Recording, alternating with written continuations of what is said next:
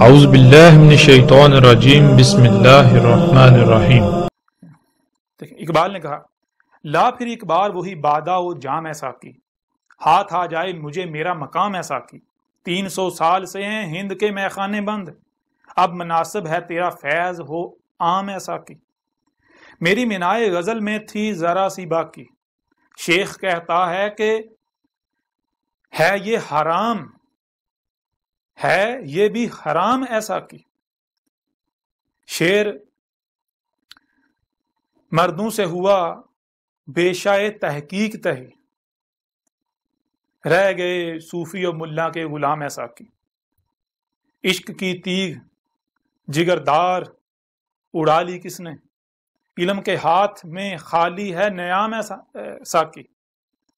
سینہ روشن ہو تو ہے سوز سخن عین حیات، ہو نہ روشن تو سخن مرگ دوام ایسا کی۔ تو میری رات کو مہتاب سے محروم نہ رکھ، تیرے پیمانے میں ہے ماہ تمام ایسا کی۔ یہ وہ نظم ہے، نظم تو نہیں کہیں گے، یہ وہ کلام ہے اقبال کا کہ جس کی بنیاد پر میں نے اس وقت طنزیہ یعنی کہ مذاق کی صورت میں نے کہا کہ اقبال جو ہے وہ ساقی تھا، وہ مے خانے جاتا تھا، وہ شرابی تھا۔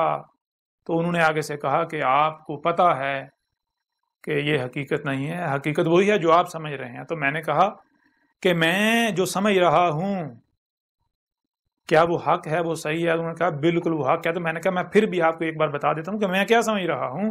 تو پھر میں نے انہیں بتایا، میں نے کہا کہ ساقی کسے کہتے ہیں؟ ساقی کہتے ہیں جام بانٹنے والے کو، پلانے والے کو۔ اور کون سا جام؟ حق کا جام۔ تو میں نے کہا میرے نزدیک جو میں نے یعنی کہ جو مجھے علم ہے، ساقی نبی کو کہتے ہیں جو حق کا جام پلانے آتا ہے، بانٹنے آتا ہے۔